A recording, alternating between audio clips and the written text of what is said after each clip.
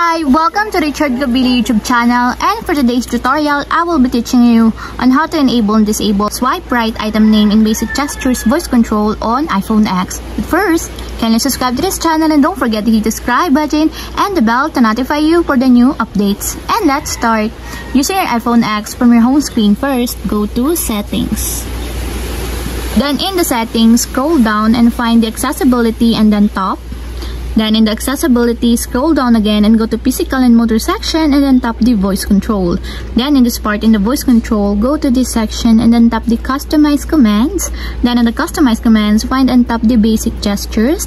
And then in the basic gestures, scroll down again and then find and tap the swipe right item name. Then in the swipe right item name, as you can see that it is already enabled. But you have to activate also the switch button under the confirmation required to fully enable the swipe right item name in your basic gestures until it becomes green. And if you want to disable or turn off, just tap again the switch button just like this.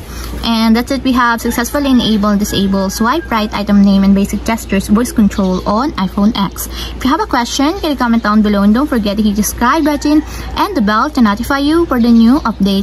And thank you for watching.